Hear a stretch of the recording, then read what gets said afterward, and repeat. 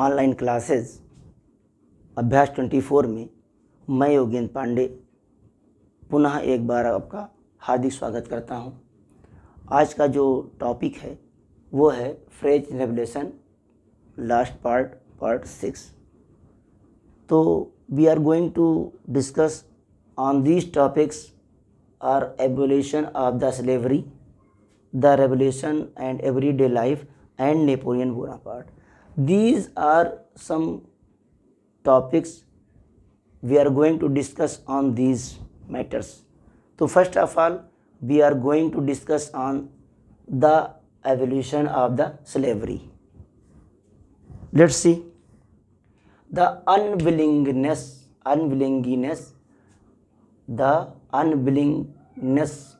the Europeans to go and work in the colonies in the Caribbean, which were important suppliers of commodities such as tobacco, indigo, sugar and coffee, created a shortage of labor on the plantation.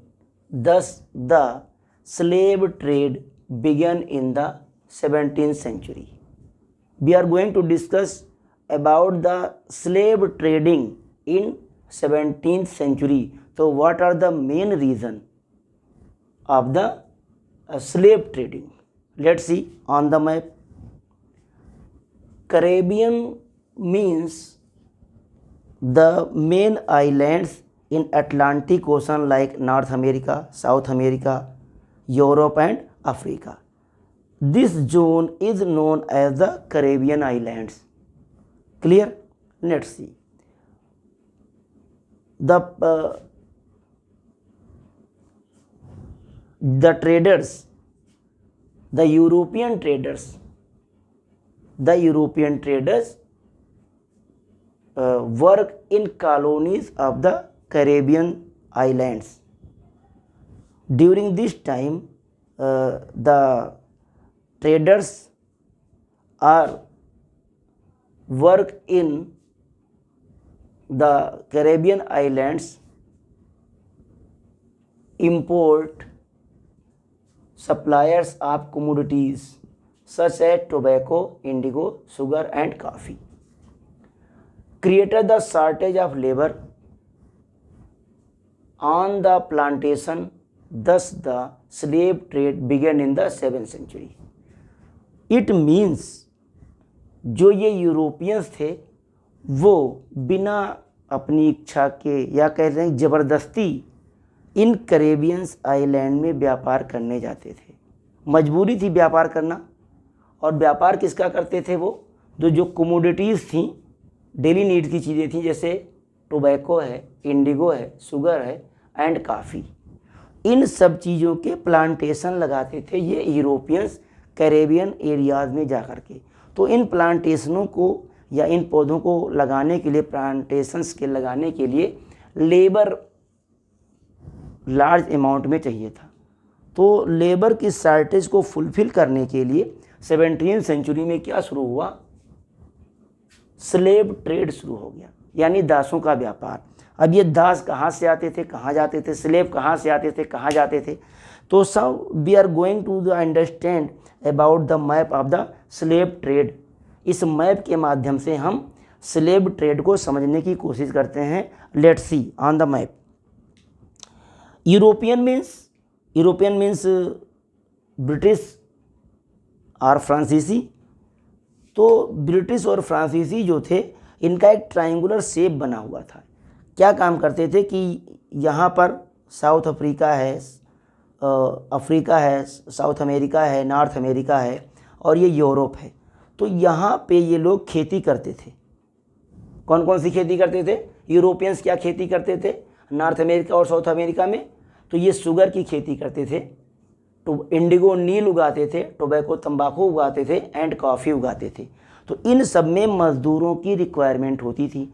तो ये लोग क्या करते थे कि south Africa से मज़दूर को इन क्षेत्रों में ले जाते थे। यानी ऐसा कह लें कि ये पूरा एक, ये जो यूरोपियंस यहाँ आते थे, यहाँ से यहाँ, और फिर इस तरीके से एक पूरा इनका एक ट्रेडिंग बना हुआ था स्लेव ट्रेडिंग बना हुआ था। आई मीन यहाँ के जो मज़दूर जो अफ्रीकन्स लोग थे वो क्या करते थे, एज अ स्लेव यूरोपियंस के माध्यम से साउथ अमेरिका और नॉर्थ अमेरिका में जाते थे और यहाँ पर ये लोग प्लांटेशन का काम करते थे। इवन कि गिरमिटिया मज़दूर, गिरमिटिया स्लेव आपने पढ़ा होगा, पढ़ा क्या होगा, पढ़ेंगे, क्लास 10th में है। गिरमिटिया मज़दूर यानी कि जो इंडियन लेबर जाते थे, अंग्रेज जिनको कॉन्ट्रैक्ट बेस्ड पे लेकर यहाँ जाते थे साउथ अफ्रीका या फिर नॉर्थ अमेरिका या फिर साउथ अमेरिका, उनको हम गिरमिटिया मज़दूर कहते थे। आई मीन ऐसे लेबर, ऐसे स्लेव जो on the behalf of the agreement going to the labour in Caribbean islands, यानी जो गिरमिटिया मज़दूर कौन होते थे, जो भारत के मज़दूर एग्रीमेंट पर इन क्षेत्रों में मजदूरी करने जाते थे, उनको अंग्रेज ले जाते थे। तो इस तरीके से 17th सेंचुरी में ये घटना कब की है, तो 17th सेंचुरी की घटना है, ये 17th सेंचुरी की घटना है। तो इस 17th सेंचुरी में इस तरीके से पूरा एक ट्रेडिंग बन गया था, स्लेव ट्रेडिंग का सिस्टम बना हुआ था। यानी जो यूरोपियंस हैं वो अफ्रीका से साउथ से मज़दूर ले जा करके कहाँ काम कराते थे, तो नॉर्थ अमेरिका और साउथ अमेरिका में ये काम कराते थे। There was a triangular slave trade among Europe, Africa and America, यानी एक तरीके से एक ट्रायंगुलर शेप बन गया था किसके किसके बीच, यूरोप, अफ्रीका एंड अमेरिका। यानी ये पूरा एक ट्रायंगुलर शेप, आप देखो कि यूरोप और ये पूरा इस तरीके से एक पूरा शेप बन गया था, ट्रायंगुलर शेप, कि जो ये यूरोपियंस थे ये अफ्रीका और अमेरिका में बहुत सारे स्लेव ले जाते थे मजदूरी कराने के लिए। In 18th century there was little criticism of slavery in France. 18वीं शताब्दी में फ्रांस में दास प्रथा के खिलाफ धीरे धीरे विद्रोह उठने लगा, उसका विरोध होने लगा, उसको क्रिटिसाइज़ किया जाने लगा कि जो स्लेव है वो उचित चीज़ नहीं है, वो एक खराब प्रथा है, एक बैड सिस्टम है। No laws were passed against it, लेकिन इसके खिलाफ कोई कानून पास आउट नहीं हुआ। इट वाज इन 1794, कन्वेंशन वाली टाइमिंग आ गई, that the convention made free to all slaves. Convention ने क्या कर दिया, 1794 तक सारे दासों को मुक्त कर दिया, फ्री कर दिया। बट 10 years लेटर, लेकिन 10 साल बाद, स्लेवरी वाज री इंट्रोड्यूस्ड बाय द नेपोलियन। लेकिन 10 साल बाद पुनः नेपोलियन ने क्या किया, दास प्रथा को फिर से शुरू कर दिया। इट वाज फाइनली, और अंत में 1848 में, that slavery was abolished in the French colonies. और इस प्रकार and it was finally in 1848, and 1848 the slavery was abolished in the French colonies. I mean जो फ्रेंच कॉलोनीज थी कहाँ कहाँ, चाहे वो कैरेबियन आइलैंड्स हों, चाहे वो साउथ अमेरिका हों, चाहे वो नॉर्थ अमेरिका हों, यहाँ पर जितने भी फ्रांसीसी कॉलोनीज थी जहाँ पर स्लेव की ट्रेडिंग होती थी, उसको कब एबॉलिश कर दिया गया, 1848 में fully abolished by the French in French colonies. In 1848 the slavery was fully abolished by the French in French colonies. Clear? Next, the revolution and everyday life, क्रांति और जीवन का प्रत्येक दिन, यानी जो क्रांति है हमारे जीवन में कैसे रची बसी है, घुली है, उसको हमको पढ़ना है। The years following 1789 in the France saw many changes in the life of men, women and children. 1789 की क्रांति के समय आपने देखा था कि जो फ्रांस के लोग हैं, चाहे वो पुरुष हों, चाहे वो महिलाएं हों, एंड चाहे वो बच्चे हों, उनके जीवन में, उनके लाइफ में बहुत तेज़ी के साथ बदलाव आए, चेंजेज आए। द रेवोल्यूशनरीज गवर्नमेंट, यानी जो आफ्टर द 1789 जो गवर्नमेंट फार्म हुई, वो रेवोल्यूशनरी गवर्नमेंट थी, एक क्रांतिकारी सरकार थी। took it upon themselves it passed laws that would translate the ideals of the liberty and equality। Ideas होगा, थोड़ा यहाँ पर इरेज कर लेते हैं, आइडियाज़ होगा, ये आइडियल्स लिख गया था, आइडियाज़।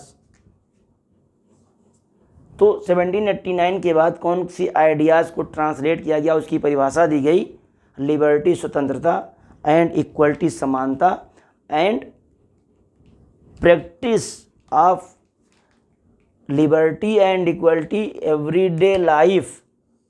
यानी अब 1789 की क्रांति के बाद क्या हुआ, जो आइडियाज़ ऑफ लिबर्टी था and ideas of equality was practice in everyday life, इसका पूर्ण रूप से पालन किया जाने लगा डेली की ज़िंदगी में। One important law that came into the effect was the abolition of censorship. एक कानून लाया गया और एबॉलिश कर दिया गया, सेंसरशिप को समाप्त कर दिया गया। यानी जो सेंसरशिप होती, कह सकते हैं कि जो प्रेस पर सेंसर लगा हुआ था कि आप कुछ कह नहीं सकते हैं, अपनी बात को नहीं रख सकते हैं, आप कोई कॉन्फ्रेंस नहीं हेल्ड कर सकते हैं, उन सब पर से क्या हुआ, सेंसरशिप को एबॉलिश कर दिया गया। यानी जो मीडिया थी, न्यूज़पेपर्स थे, उनके ऊपर से भी क्या किया गया, सेंसरशिप हटा दिया गया। The ideas of liberty and democratic rights were the most important legacy of the French Revolution. These spread from France to the rest of Europe during the 19th century. तो the idea of the liberty and democratic rights, ये जो सारे ideas democratic life के आए, या फिर liberty की जो आइडियाज़ आए, या फिर इक्वलिटी के जो आइडियाज़ आए, उसने क्या किया, इन सारे आइडियाज़ ने फ्रेंच रेवोल्यूशन के बाद धीरे धीरे पूरे वर्ल्ड में ये फैल गए, फेमस हो गए। ड्यूरिंग द 19th सेंचुरी, 19वीं शताब्दी तक। Next topic, Napoleon Bonaparte. In 1804 Napoleon crowned himself emperor of the France. 1804 में फ्रांस ने खुद को 1804 में नेपोलियन ने खुद को फ्रांस का शासक घोषित कर दिया। मतलब वहाँ के सिंहासन पर आरूढ़ हो गया, सिंहासन पर बैठ गया। कौन? Napoleon.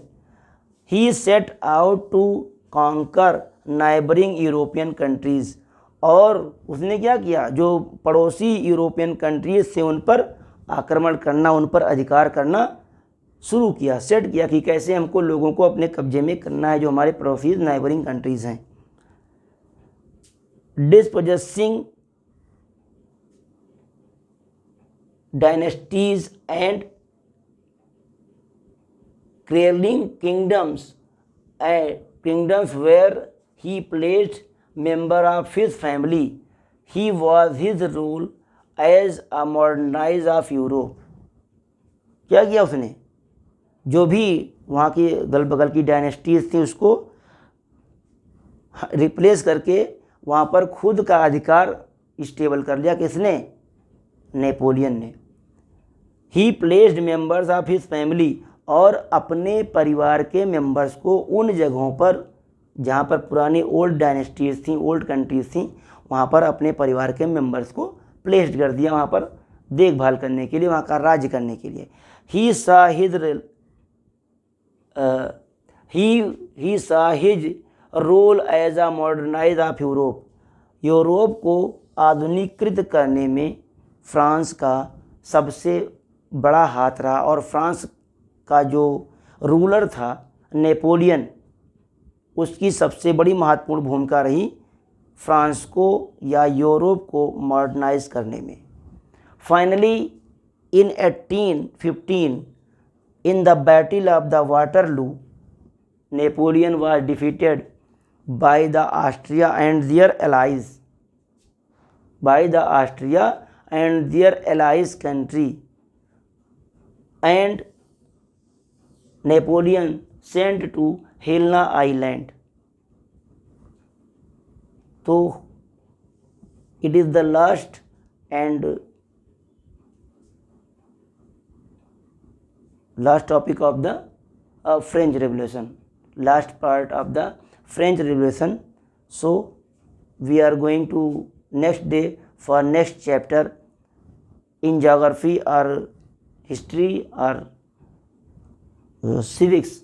I mean civics. We are going to next topic in civics, या फिर देखते हैं जो ऐसा भी होगा इसी की अगला वाला चैप्टर हम शुरू करेंगे second part of the history, second chapter of the history. तो thanks, a lot of thanks to you.